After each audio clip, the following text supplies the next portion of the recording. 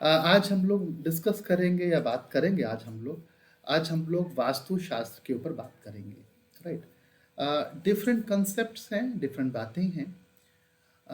वास्तु एक शास्त्र है, जैसे कि ज्योतिष एक शास्त्र है। इसकी भी डिफरेंट सारी स्क्रिप्चर्स हैं, बुक्स हैं। माइमत है, एक बड़ी फेमस बुक है। विश्वकर्म प्रकाश है, मनुष्यालय चंद्रिका है। बहुत सारे स्क्रिप्चर्स हैं। अगर आप स्क्रिप्चर्स को पढ़ेंगे तब आपको एग्जैक्टली पता लगेगा कि वास्तुशास्त्र में है क्या। ठीक है। सिर्फ बात डायरेक्शंस की नहीं होती। जनरली हम सोचते हैं या क्वेश्चंस मन में आते हैं और जनरली लोग यही बोलते हैं कि सर मेरा बेडरूम ठीक डायरेक्शन में है, मेरी किचन गलत डायरेक्शन में तो नहीं है, घर की एंट्रेंस किस डायरेक्शन में होनी चाहिए। तो जनरली बात सिर्फ डायरेक्शन पर आती है, राइट। और लेकिन शायद ज्योतिष शास्त्र, सॉरी, वास्तुशास्त्र में डायरेक्शन तो बहुत कम बात है। ठीक है। वास्तु स्टार्ट होता है ज़मीन को परचेज करने से, ठीक है, till the time of construction. ठीक है। जिसमें एग्जांपल आपको दूं, जैसे स्क्रिप्चर्स में क्या है कि हमने कोई ज़मीन खरीदनी है, ठीक है, तो कुछ फॉर्मूले हैं। उन्होंने बोला कि ज़मीन अगर आपको जो परचेज करनी है, सबसे पहले वहाँ पे आप एक खड्डा करें, ठीक है, तो वो मिट्टी निकलेगी वहाँ से और उस मिट्टी को वापस दोबारा भरें उसी खड्डे में। अगर मिट्टी एक्सेस हो जाए, राइट, मतलब जो हमने खड्डा खोदा और जो मिट्टी निकाली हमने, दोबारा से मिट्टी को भरा, राइट, और अगर वो मिट्टी बच जाए, खड्डा पूरा भर गया और मिट्टी बच गई, तो वो लैंड यूजफुल है, तो वो ज़मीन जो है वो यूजफुल है।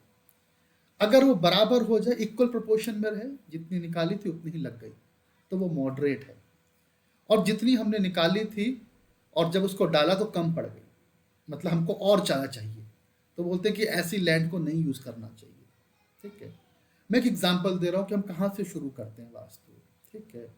फिर देखते हैं कि जो पानी का फ्लो है, जो पानी का ढलान है या पानी का फ्लो जाता है, उसके बारे में बात होती है कि हम किसी लैंड पे खड़े हैं और हमने पानी को फ्लो किया, पानी डाला वहाँ पर, तो पानी किस डायरेक्शन में, पानी किस डायरेक्शन में बह गया। ठीक है। उससे हम लैंड की ऑस्पिशियसनेस चेक करते हैं। ठीक है। तो डिफरेंट प्रोसीजर है। ठीक है। फिर लैंड परचेज कर ली।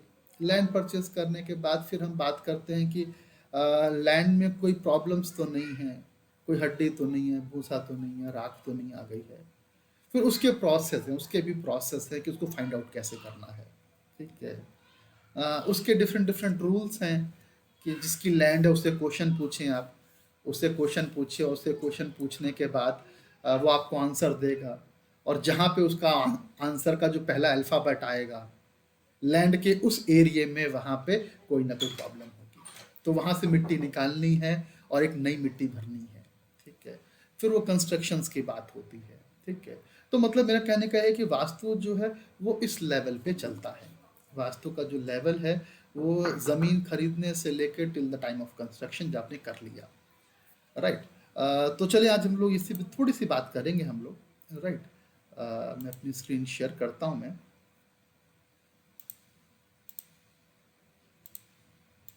ठीक है।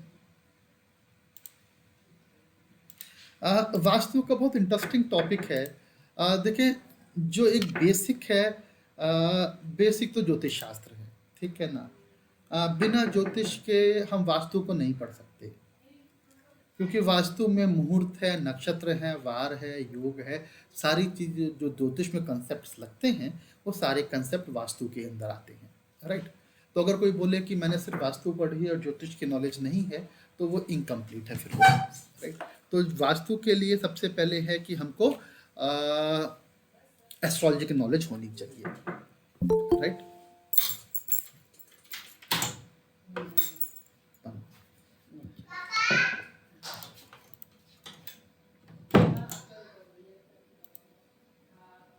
ठीक है। तो स्टार्ट करते हैं हम लोग अपनी वास्तु की वर्कशॉप जो है। कि पहला क्वेश्चन आता है, व्हाट इज वास्तुशास्त्र। ठीक है। वास्तुशास्त्र क्या है। तो vastushastra is a conventional Hindu arrangement of architecture, that meaning science of architecture. ठीक है। मैंने बताया कि ये from the purchase of land to the construction, ठीक है, उसका पूरा साइंस है। डिफरेंट स्क्रिप्चर्स हैं, बुक हैं, मैमथ है, मनुष्यालय चंद्रिका है, विश्वकर्म प्रकाश जो है एक बड़ी फेमस बुक है। यू कैन परचेज, आप उसको परचेज कर सकते हैं अगर आपको वास्तु में इंटरेस्ट है, ठीक है। These writing are found in the India subcontinent that describe principles of design, layout, measurement, ground preparation, space arrangement and geometry, ठीक है। तो उन सब चीज़ों का एक कॉम्बिनेशन जो है वो वास्तुशास्त्र है, राइट। वास्तु के जो आप स्क्रिप्चर्स पढ़ेंगे तो आपको देखेंगे कि उसमें टाउन का डिफरेंट सिस्टम है, किसी घर का अलग सिस्टम है, मंदिर का अलग सिस्टम है, हर चीज़ के प्रिंसिपल्स हैं, राइट।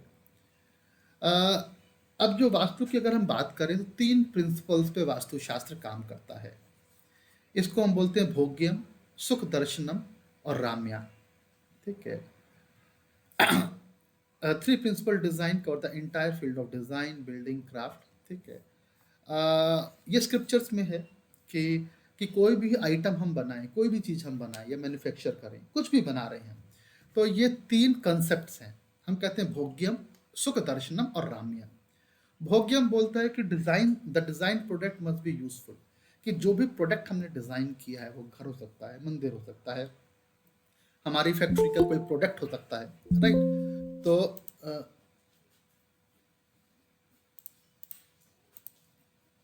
ठीक है, तो अगर हमने कोई भी प्रोडक्ट बनाया है, कुछ भी हम बनाने जा रहे हैं, तो जो पहला कंसेप्ट है भोग्यम, कि उसका हम प्रॉपर यूटिलाइजेशन कर पाएं।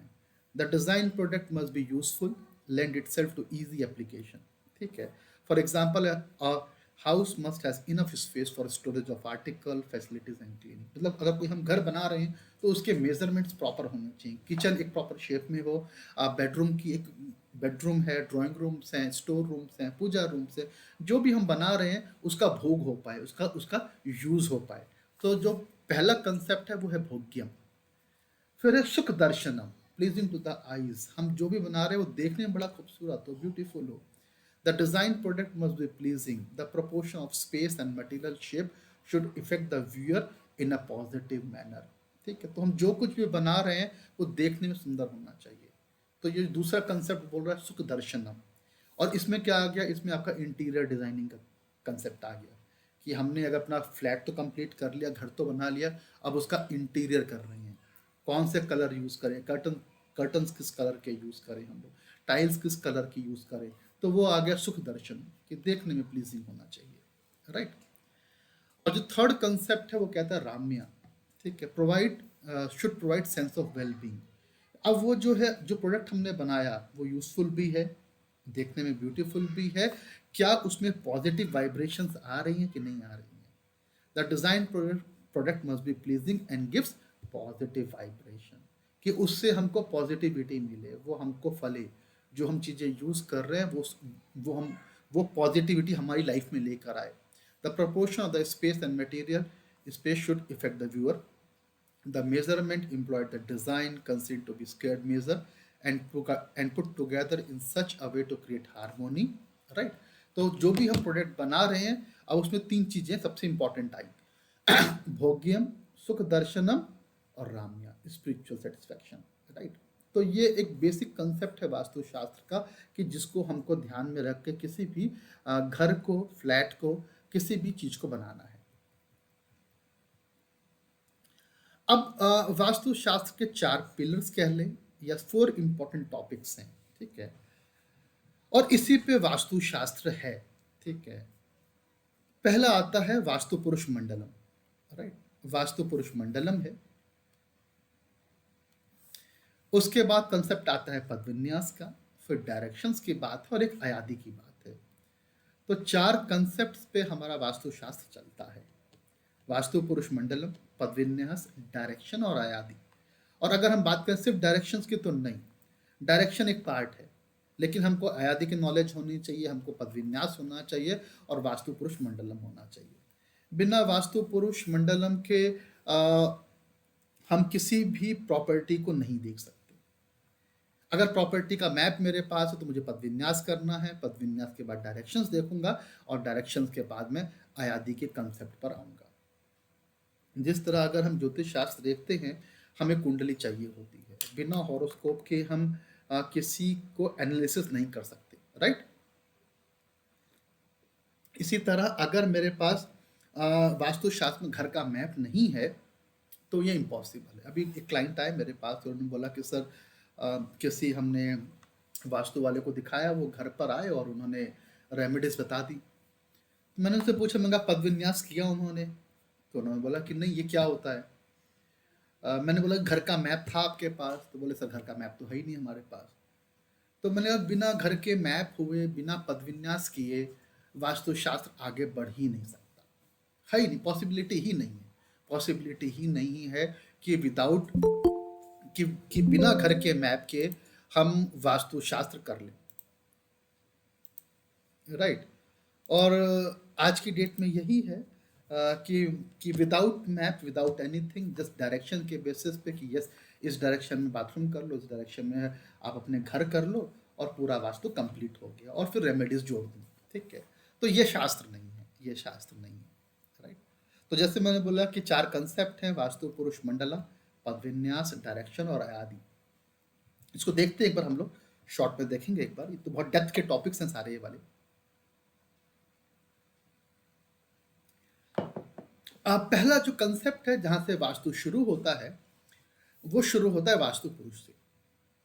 वो वास्तु पुरुष से शुरू होता है।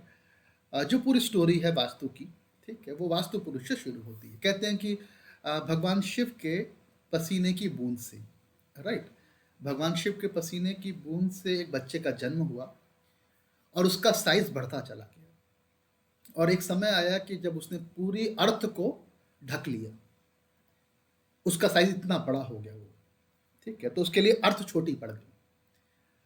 तब तब सब लोग ब्रह्मा जी के पास गए और उन्होंने बोला कि आपने क्या किया? तो ब्रह्मा जी ने बोला कि मुझसे मिस्टेक हुई है, अब मैं क्या करूं? तो ब्रह्मा जी ने क्या किया, देवताओं को लिया, राक्षसों को लिया, ठीक है, दिक्पालों को लिया, 10 दिक्पाल है, दिक्पालों को बुलाया, और सबको बुला के उसको दबाया।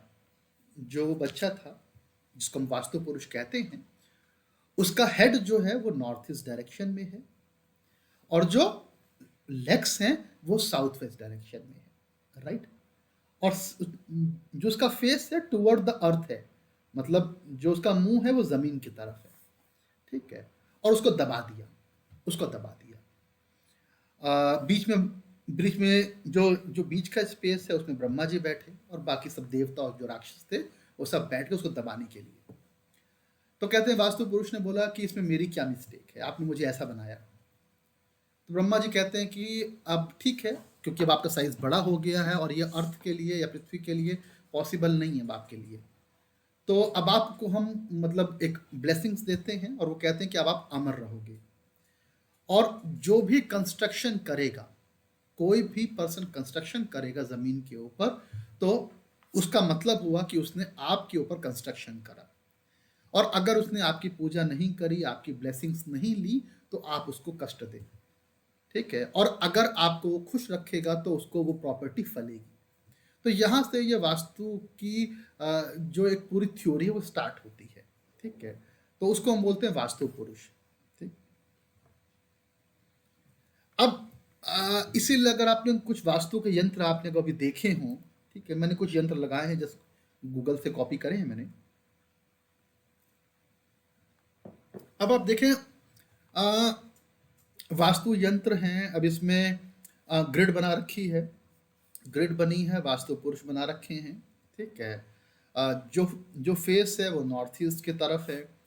अगर मैं इस यंत्र को देखूं, तो इसमें जो टी शेप आपको दिख रही है, जो आपको टी शेप दिख रही है, इसको बोलते हैं भूपुर, इसको बोलते हैं भूपुर, और ये 10 डायरेक्शंस को रिप्रेजेंट करता है भूपुर। श्री यंत्र में और बहुत सारे यंत्रों में हम लोग भूपुर को यूज करते हैं, और ये आउटर बाउंड्री होती है, ये अर्थ को शो करता है, राइट? ये अर्थ को शो करता है, और बीच में यहाँ पे ट्रायंगल्स बने हैं, 2 ट्रायंगल्स बने हैं, एक ट्रायंगल अपवर्ड डायरेक्शन में है, एक डाउनवर्ड डायरेक्शन में है, एक जो रिप्रेजेंट कर रहा है मेल एनर्जी, एक फीमेल एनर्जी को रिप्रेजेंट कर रहा है। अष्टदल बने हैं, फिर एक सर्किल बना है, सर्किल जो है लाइफ के क्रिएशंस को रिप्रेजेंट करता है, तो वास्तु पुरुष है जनरली इस वे में बने हैं।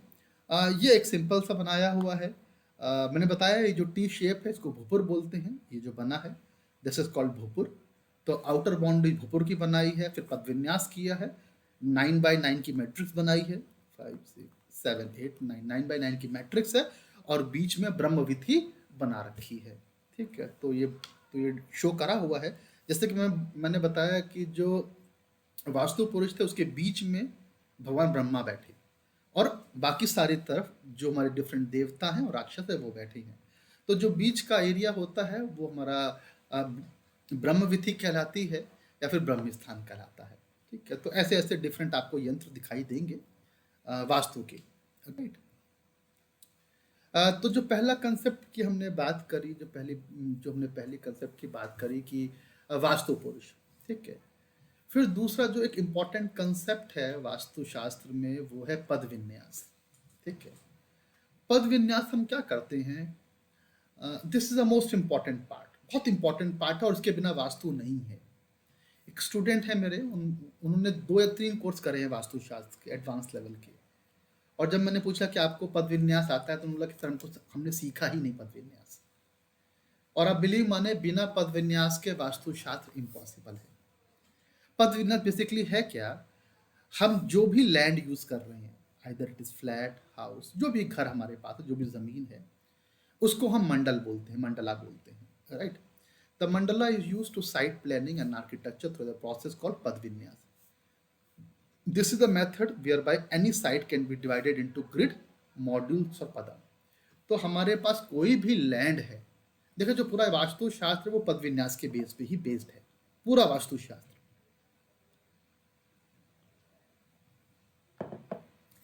अब हमको किसी भी लैंड का, किसी भी जमीन के डिविजन्स करेंगे। ठीक है, पेपर पे डिवीजन करेंगे उसकी हम लोग। एक पद को बोला गया कि अगर एक सिंगल डिवीजन है, सिंगल डिवीजन का तो एक पद बोला, अगर हमने 2 डिवीजन करे तो 2 पद हो गए, 3 में डिवाइड करेंगे तो 3 पद हुआ। हमने इसको 9 स्क्वायर्स में डिवाइड करा 3 पद में, राइट, 3 by 3 की मैट्रिक्स आ गई। चतुष्पद में डिवाइड किया 4 by 4 की मैट्रिक्स आएगी, पंच में किया 5 by 5 की मैट्रिक्स आई, और इसी तरह हम लोग 6 7 8 और हम लोग 9 का जनरली हम लोग पद विन्यास लेते हैं। जब हम लोग 9 की ग्रिड में डिवाइड करते हैं तो 81 हमारे पास स्क्वायर्स आते हैं, और हम 9 × 9 की मैट्रिक्स बनाते हैं। ठीक है, और जनरली घरों के लिए हम लोग 81 का पद विन्यास करते हैं। राइट। इसी तरह 10 की बात करें तो 100 का हुआ, और अप टू 1000 तक पद विन्यास होते हैं एज पर द डायग्राम। उसमें अब डिस्कशन है कि अब हमको जो पद विन्यास करना है किसके लिए करना है। टेम्पल के लिए करेंगे तो हम 64 का पद विन्यास लेंगे, अगर हमको मंदिर निर्माण करना है। अगर हमको घर का करना है तो हम 81 करेंगे। हमको गांव का करना है, विलेज का करना है, टाउन का करना है, सिटी का करना है, एज पर द स्पेस, उसमें पद विन्यास में उसका पद विन्यास बढ़ता जाता है। राइट। जैसे कि एग्जांपल हम लेते हैं, इसको सकल बोलते हैं। ये सकल है, ये किसका ग्रिड है, ये 1 by 1 का ग्रिड है। इट मीन्स व्हाट, कि हमने एक ही स्पेस ली, उसका कोई डिवीजन नहीं करा, तो 1 by 1 की मैट्रिक्स बनी, और उसको हमने बोला कि सकल। ठीक है, ये एक का ही है। अब यहाँ पे लिखा है सकले मध्य ब्रह्मा। ठीक है, तो सकल के मध्य में कौन आ गया, ब्रह्मा आ गए, और 4 डायरेक्शन में कुबेर, इंद्र, यम और वरुण आ गए। राइट। अब मैंने बोला कि जनरली हम लोग क्या करते हैं, हम लोग 9 by 9 की ग्रिड बनाएंगे। ठीक है, ठीक है, 1 2 3 4 5 6 7 8 9। ठीक है, हमने 9 by 9 की ग्रिड बनाई। ये जो डायग्राम है ये मनुष्यालय चंद्रिका से लिया है। ठीक है, अब अगर आप इसको देखते हैं मनुष्यालय चंद्रिका के पद विन्यास को, 81 का ग्रिड है ये। बीच में ब्रह्मा है, फिर चारों तरफ 4 देवता हैं, भूधर, आर्य, विवस्वान और मित्र। फिर रुद्र, रुद्रजय, आपवत्स, सावित्र, इंद्रराज और इंद्र। ठीक है, ये हमारे देवता आते हैं, और इसके बाद 32 हमारे पास देवता और राक्षस दोनों मिला के आते हैं। ये वायु नाग मुख भल्लाट सोम मृग अदिति उदिति ईश प्रजन्य जयंत महेंद्र अदिति सत्यक भृषु आंतरिक्ष अग्नि पूष विदत राक्षस यम गंधर्व भृंग मृग पृतु देवारिक सुग्रीव पुष्पदंत वरुण असुर शोष रोग और वायु पे आके खत्म होता है। ठीक है। इसी को हम लोग ब्रह्म विधि देव विधि मनुष्य विधि और पैशाच विधि में भी डिस्ट्रीब्यूट करते हैं। तो जो आउटर हमारे पास जो आते हैं स्क्वायर्स आते हैं, इसको पैशाच विधि बोलते हैं। जो जो हमारे पास इनर विधि आती है, इसको हम ब्रह्म विधि बोलते हैं। फिर हमारे पास देव विधि और फिर हमारे पास मनुष्य विधि और फिर पैशाच विधि आती है। तो स्क्रिप्चर्स कहते हैं कि पैशाच विधि में कंस्ट्रक्शन नहीं करना। आपकी आवाज कट। अब आ रही है आवाज? आवाज क्लियर है मेरी? अब आ रही है सर।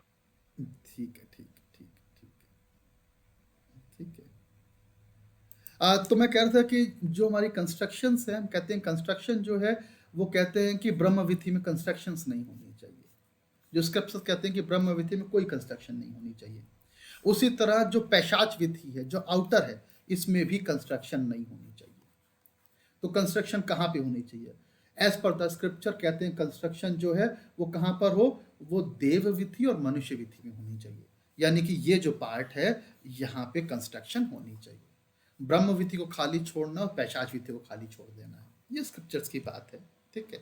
तो मतलब कहने का मतलब ये है कि हम किसी भी मैप को लेंगे, अगर कोई भी मैप मेरे पास है, किसी भी घर का मैप मेरे पास है, तो और अगर उस पर मुझे वास्तु करना है तो सबसे पहले मुझे उस मैप पे ये ग्रिड ड्रॉ करनी पड़ेगी। अब क्वेश्चन ये आता है कि मैप डिफरेंट साइज का होगा, डिफरेंट शेप्स का होगा, ऑड शेप्स का होगा, तो उसको हम वैसे ही मैनेज करेंगे, राइट। लेकिन उस पर हम अपना ग्रिड बनाएंगे ही बनाएंगे। ये जो ग्रिड था, ये हमारा ग्रिड था मनुष्यालय चंद्रिका का। और ये जो ग्रिड है ये विश्वकर्म प्रकाश का है। डिफरेंट स्क्रिप्चर्स में डिफरेंट ग्रिड को यूज करा गया है, इसीलिए मैंने दोनों ग्रिड आपके सामने रखी हैं। ये विश्वकर्म प्रकाश में है। ठीक है। आपको नेम भी डिफरेंट दिखाई देंगे, आपको नेम भी डिफरेंट दिखाई देंगे कुछ चीज़ों के, राइट। लेकिन उसका जो मतलब है वो सेम है। जैसे कि विश्वकर्म प्रकाश में यहाँ पे बोला है कुसुम दंत, यहाँ बोला कुसुम दंत, और यहाँ पे मनुष्यालय चंद्रिका में बोलेंगे पुष्पदंत, यहाँ पुष्पदंत बोल दिया है। तो बात वही है, मनुष्यालय चंद्रिका पुष्पदंत बोलेगा और जो विश्वकर्म प्रकाश है वो कुसुम दंत बोल रहे हैं इस चीज को, उस पद के लॉर्ड को। ठीक है ना। तो हर पद का स्वामी है। बेसिकली ये क्या लिखा है हमने, ये यहाँ पे हमने पदों के स्वामी लिखे हैं, पदों के डेटीज या पदों के लॉर्ड लिखी हैं, कि अगर वो बीच का जो ग्रिड है, जो बीच का ग्रिड है उसके लॉर्ड कौन बने, ब्रह्मा बने। फिर यहाँ पे लॉर्ड कौन बने, आर्य बने। यहाँ पे मित्र बन गए हैं, यहाँ पे भूधर बने हैं, यहाँ पे विवस्वान बने हैं। और अगर किसी भी पद में कोई दोष आ गया तो उस पद से रिलेटेड प्रॉब्लम घर में आती है। ये एज पर स्क्रिप्चर्स है कि अगर आर्य का पद दूषित हुआ है या आर्य का पद खराब हुआ तो जो आर्य से रिलेटेड एनर्जी है वो गलत आ जाएगी घर के अंदर, उससे रिलेटेड प्रॉब्लम्स आपको लाइफ में फेस करनी पड़ेंगी। फिर हम बात करते हैं डायरेक्शंस की।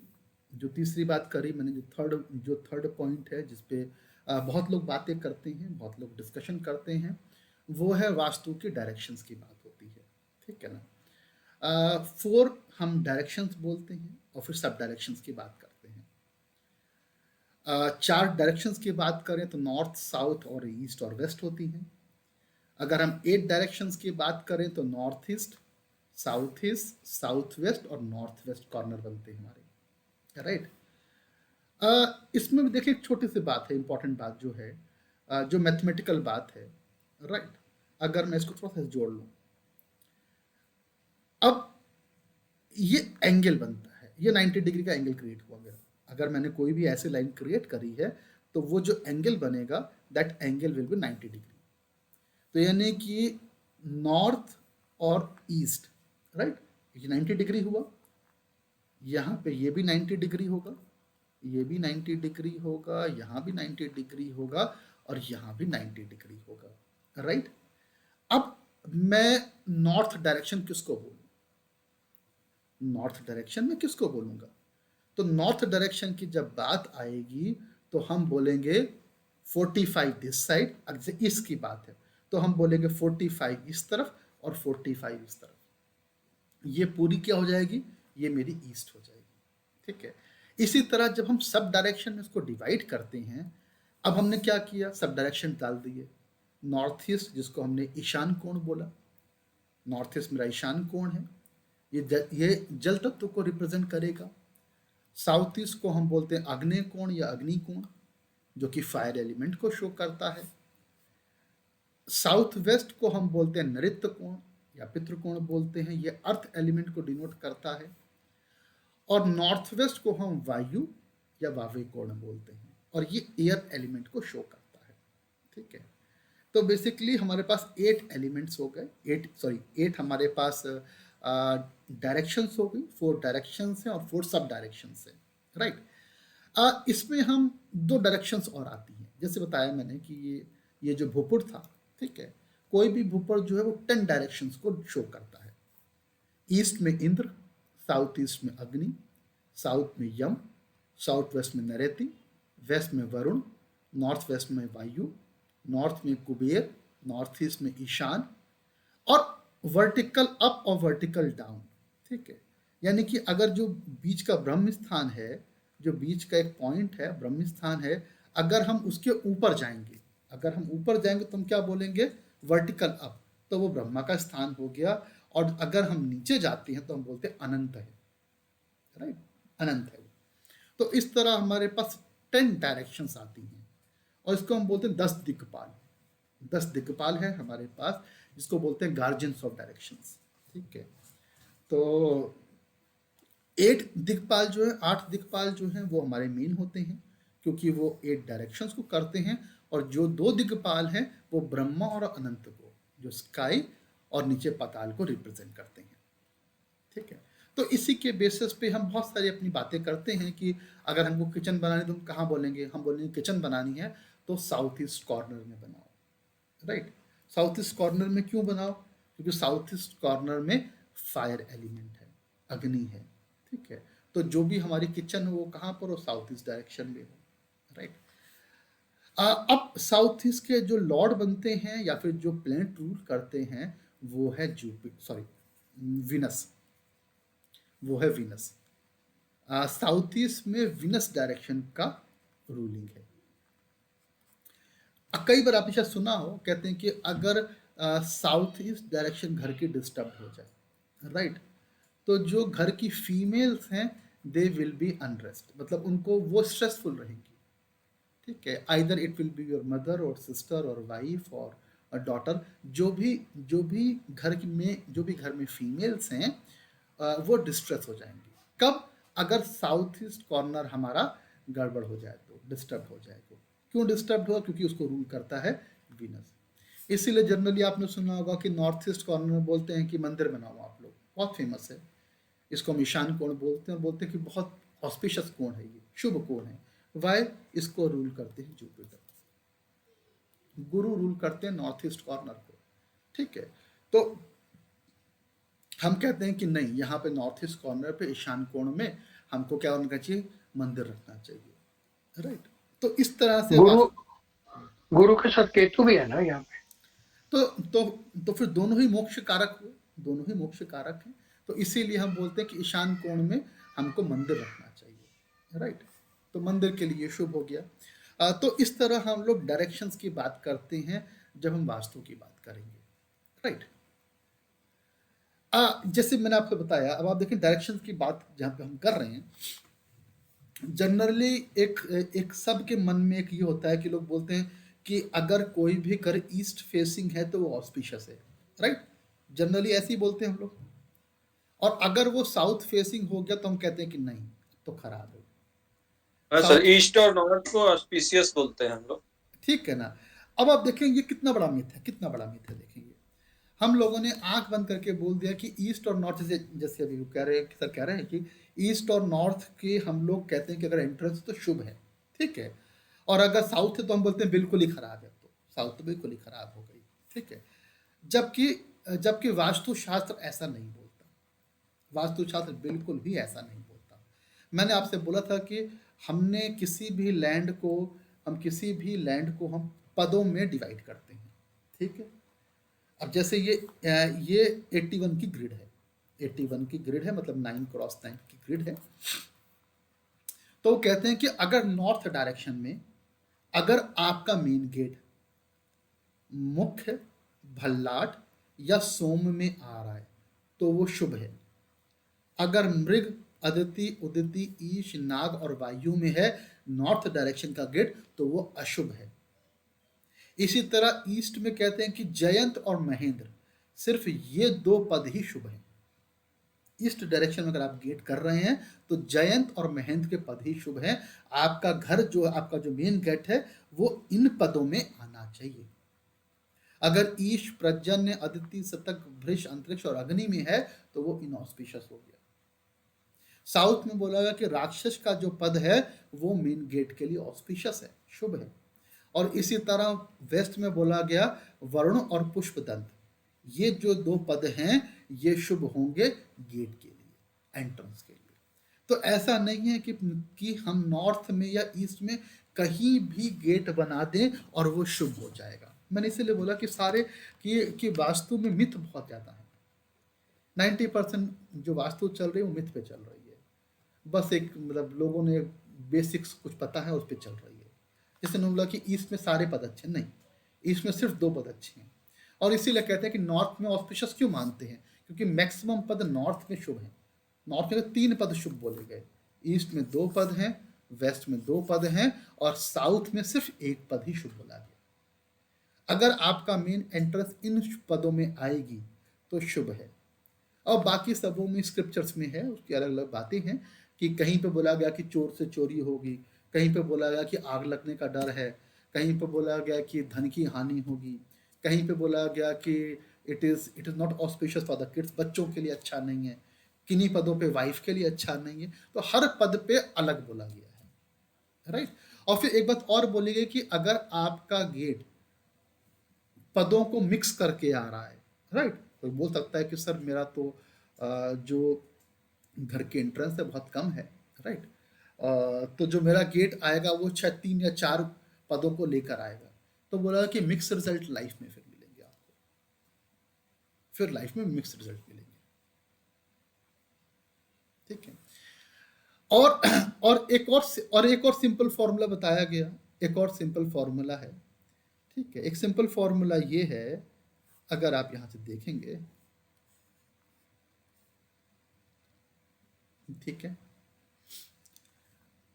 अगर आपके पास कोई भी लैंड है, ठीक है, जिस भी जगह पे आप गेट बना रहे हैं, जैसे कि ये मैंने लिया, कि मुझे वेस्ट डायरेक्शन में गेट ओपन करना है, मेन गेट, ठीक है। इसका मैं मिडल ले लूं, मैं अप्रॉक्स मिडल ये आएगा, ठीक है। इसका मैं मिडल ले लूं और मिडल के बाद में लेफ्ट हैंड पे जो पहला पद आएगा वो शुभ हो जाएगा। जैसे अगर मेरा फेस नॉर्थ डायरेक्शन की तरफ है, मेरा फेस नॉर्थ की तरफ है और मैंने ये मिड लिया, इसके लेफ्ट का जो पहला पद आएगा वो शुभ हो जाएगा। अगर मेरा फेस ईस्ट की तरफ है, मैं मिड का करूं और जो लेफ्ट में पहला पद आएगा वो शुभ हो जाएगा। ये एक बेसिक रूल है। अगर हमको बिल्कुल आइडिया नहीं है पद विन्यास का तो हम कह सकते हैं कि हम किसी भी डायरेक्शन का मिड करें और मिड करने के बाद लेफ्ट हैंड में जो पहला पद आएगा वो हमारा शुभ पद हो जाएगा एंट्रेंस के लिए। तो इसीलिए मैंने बोला कि बिना पद विन्यास किए हम वास्तु को शुरू ही नहीं कर सकते।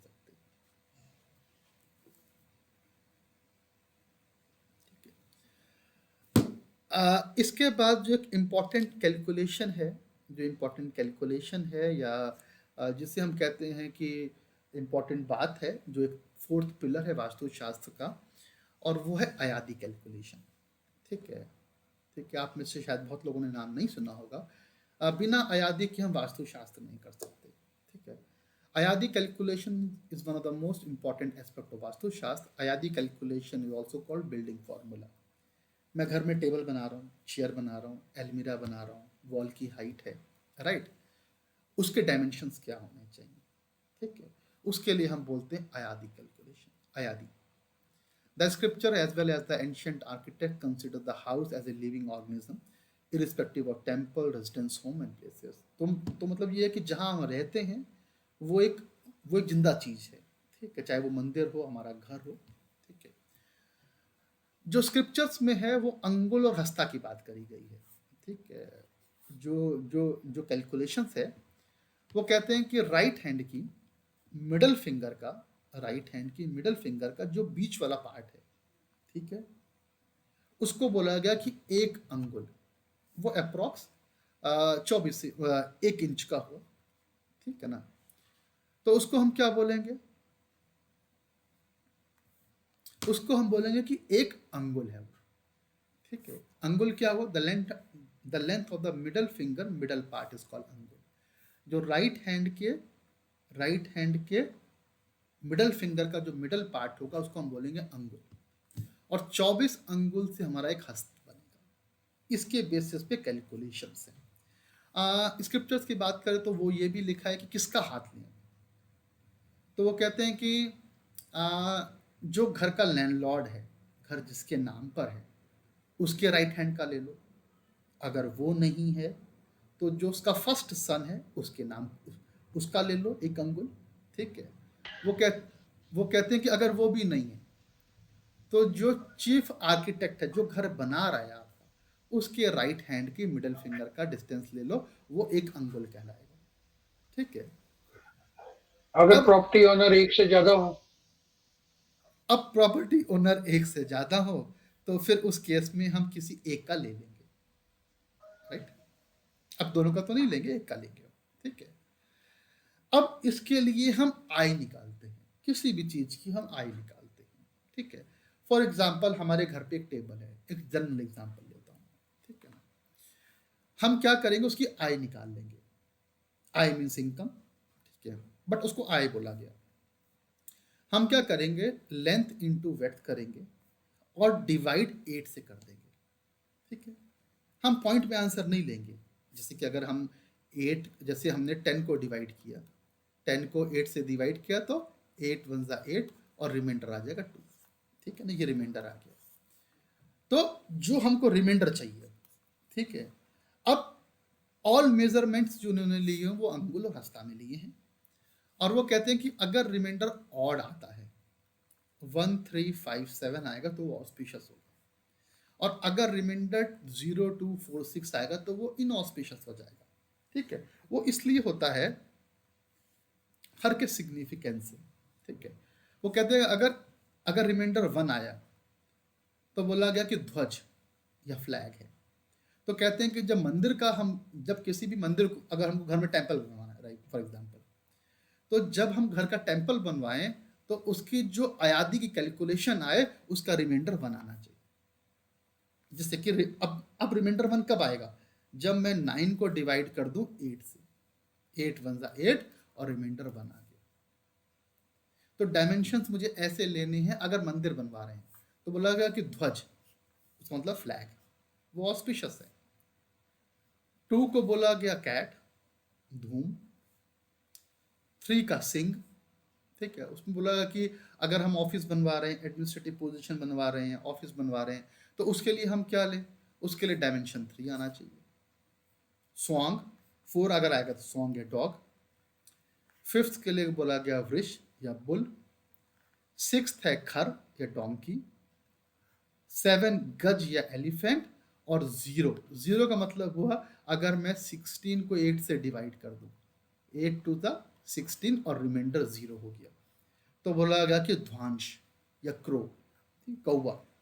तो अगर हम इसमें अयादी के कंसेप्ट को देखें तो जहां पे ऑड आ रहा है वो शुभ बनेगा, 1 3 5 7। तो ध्वज, सिंह, वृष और गज जो हैं वो शुभ हैं, और बाकी सबको हम इनऑस्पिशियस मानते हैं। तो ये डायमेंशंस की बात करी गई है, ठीक है। अब आप देखिए हम और भी चीजें निकालते हैं, ठीक है। इसी डायमेंशन से हम किसी भी चीज, अब हम उसकी आय निकालते हैं, हम वार निकाल लेंगे, हम उसका अंश निकालेंगे, द्रव्य निकालेंगे, ऋण निकालेंगे, नक्षत्र निकालेंगे, तिथि, योग और उसकी एज भी निकालेंगे। अगर मुझे किसी भी घर की एज निकालनी है तो हम उसकी एज भी निकाल देते हैं।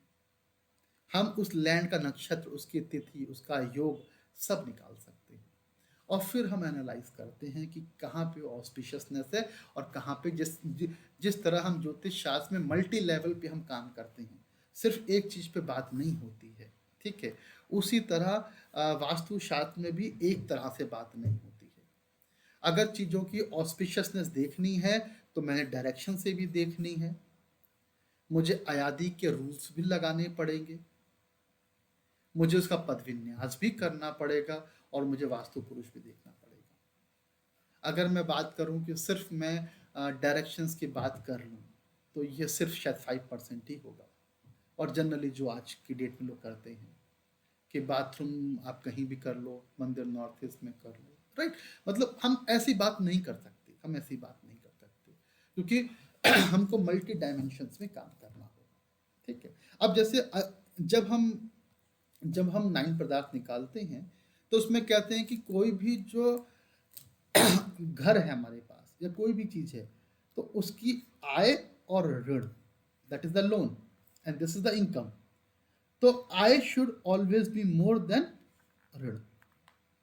जो हमने उसका ऋण निकाला है और उसकी आय निकाली, अगर मान लिया हमारे पास कोई फ्लैट है, घर है, ठीक है, उसके डायमेंशंस मेरे पास हैं और उसके डायमेंशन से मैंने उसकी आय निकाल ली और उसका ऋण निकाल लिया, तो कहते हैं कि अगर उसका लोन या ऋण ज्यादा हो गया किससे, आय से, तो वो आपको फल नहीं देगा, आपको शुभ फल नहीं देगा। क्यों शुभ फल नहीं देगा? उसका ऋण ज्यादा है और आय कम है। आप जितनी मर्जी आप उसमें डायरेक्शंस में उसको बेडरूम वहां शिफ्ट कर लें और आप वहां शिफ्ट कर लें, राइट। तो अब ये क्या है, हमेशा कोई भी लैंड है, कोई भी फ्लैट है, उसकी आय ज्यादा होनी चाहिए ऋण से, तो वो आपको ऑस्पिशियस रिजल्ट देगा। उसी तरह हम उस लैंड का नक्षत्र निकालते हैं, तिथि निकालते हैं और उसकी हम आयु भी निकालते हैं। आयु के डिफरेंट फॉर्मूले हैं निकालने के लिए कि उसकी आयु कितनी होगी उस जमीन की। हम ये चेक करते हैं कि उस पर जो बिल्डिंग बनेगी या बिल्डिंग जो भी कंस्ट्रक्ट होगी उसकी आयु क्या होगी, ठीक है ना। तो ये इतने डेप्थ में जाके हम काम करते हैं और फिर हम एक वास्तुशास्त्र का हमारा एक बेस क्रिएट होता है, राइट। आज हम लोगों ने थोड़ी सी बात करी वास्तुशास्त्र। कोई क्वेश्चन किसी का जो अभी तक हमने डिस्कस किया या बात करी?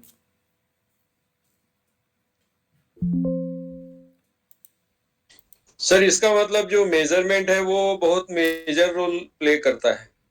भाई अब आप देखिए, मेजरमेंट तो सबसे इंपॉर्टेंट पार्ट है ना। हाँ हाँ। मेजरमेंट जैसे मुझे वॉल की हाइट कितनी रखनी है, राइट, वो एक मेजरमेंट है, राइट। जो मुझे कमरों के डायमेंशंस क्या होंगे वो भी एक मेजरमेंट है। मैंने कमरे में टेबल बनवाई है उसका मेजरमेंट है। मैंने अलमीरा क्रिएट करी है अंदर, उसका मेजरमेंट है। अब वो सब चीजें कहाँ से आएंगी? वो जो रूल्स हैं वो आते हैं अयादी से, वो अयादी के कंसेप्ट से आते हैं जो हम बात कर रहे थे, अयादी से। और हम किसी भी चीज का ये जो 9 आइटम्स हैं उसको हम कैलकुलेट कर सकते हैं, आय, वार, अंश, धन, ऋण, नक्षत्र, तिथि, योग और उसकी एज, और फिर देखते हैं कि वो ऑस्पिशियस है कि नहीं। माने लेंथ और विड्थ जो है उसमें बहुत ज्यादा डिफरेंस रहने से वो प्रॉब्लम क्रिएट करेगा। उसका उसका हमको हम तो मल्टीप्लाई करेंगे ना, उसको पद्म बोला जी गया, उसको उसको उसको कहते हैं पद्म बोला है, लेंथ इनटू विड्थ को पद्म बोला। जी। जैसे कि हमको उसकी आय निकालनी है तो बोला कि पद्म को या लेंथ इनटू विड्थ को 9 से मल्टीप्लाई करो और 8 से डिवाइड कर दो। सर जैसे अपन फीट में बात करते हैं, ये इसको छोटा कैसे करेंगे? जैसे 28/150 मान लो फीट है, नहीं नहीं उसको नहीं कैसे बनाएंगे? नहीं नहीं नहीं नहीं, देखो देखो, फीट है तो हम इंचेस में कन्वर्ट कर सकते हैं। हम जी। किसी भी उसको हम इंचेस में कन्वर्ट कर लेंगे, कन्वर्जन में क्या है, अच्छा अच्छा। उसको इंच में कन्वर्ट कर लेंगे। हम एक ही यूनिट रखेंगे ना। हम मान के चलते हैं कि हम उसको इंच में रखेंगे। जी 12 फीट में भाई, 1 फीट में 12 इंच होंगे उसको हम इंच में कन्वर्ट कर लेंगे। फॉर एग्जाम्पल मुझे एक अलमीरा बनवानी है, राइट, जी। ठीक है, या एक टेबल बनवानी है मुझे। मैंने जो टेबल बनवाई 4 बाई 4 की बनवा ली या 4 बाई 6 की बनवाई है, उसको मैं इंच में कन्वर्ट करूंगा, मल्टीप्लाई करूंगा और मैं चेक कर लूंगा तुरंत उसको कि वो ऑस्पिशियस आ रही है नहीं आ रही। अगर ऑस्पिशियस नहीं आ रही है तो उसमें मैं कुछ इंचेस आगे बढ़ा दूंगा, मैं को थोड़ा सा इंच आगे बढ़ा दो ताकि रिमाइंडर बढ़ जाएगा ना। जैसे कि मैं एग्जांपल आपको दूं, जैसे कि चले 4/4 को मल्टीप्लाई करें, 8 हो गया, 16 हो गया, ठीक है। अब 16 को अगर हम 8 से डिवाइड करेंगे तो 0 आ जाएगा, राइट। और अगर इसी को मैं क्या कर लूं, 17 कर लूं, 17 को जब मैंने 8 से डिवाइड किया, 8 2 16 और रिमाइंडर 1 आ गया। अब रिमाइंडर 1 आ गया तो अब ये शुभ हो गया। बात समझ रहे हैं आप?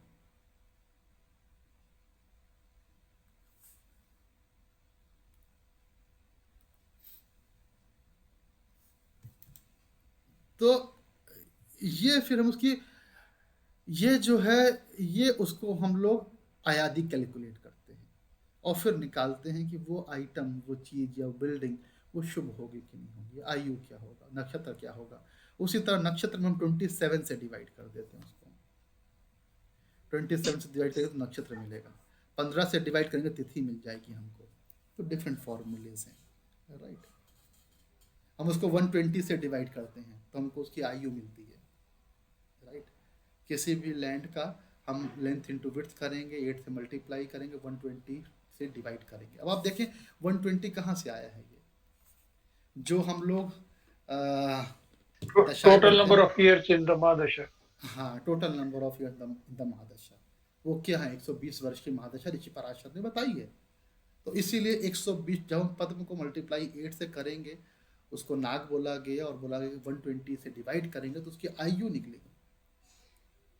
27 से डिवाइड करेंगे तो नक्षत्र मिलता है, सॉरी युति या योग मिलेगा।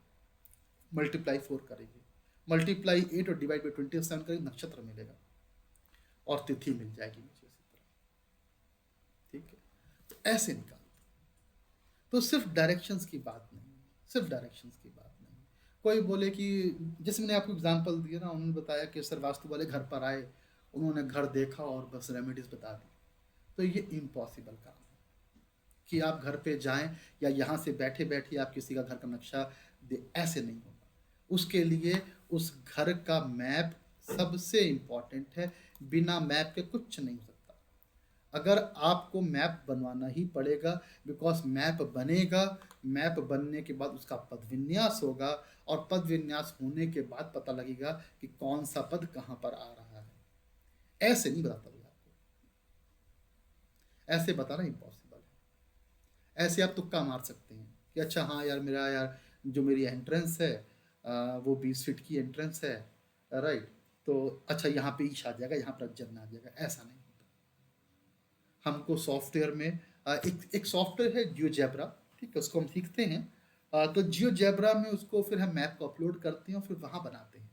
जियोजेब्रा जो है एक मैथमेटिकल सॉफ्टवेयर है, वास्तु का सॉफ्टवेयर नहीं है ये, ठीक है। लेकिन उस पर फिर हम ड्रॉ करते हैं बनाने के बाद और फिर देखते हैं कहाँ पे कौन सा आ रहा है और फिर डिज़ाइन बताते हैं कि हाँ ये पॉसिबिलिटी है। सिर्फ ऐसे देख के तो इम्पॉसिबल है बताना। इसका मतलब है इसको सीखने के लिए ज्योमेट्रिकल नॉलेज वगैरह प्रॉपर होनी चाहिए। बेसिक तो होनी ही चाहिए, बेसिक तो होनी ही चाहिए। तो उसमें तो कभी पास ही नहीं हुए हम स्कूल में। नहीं नहीं, इतनी भी हमको टफ नहीं चाहिए।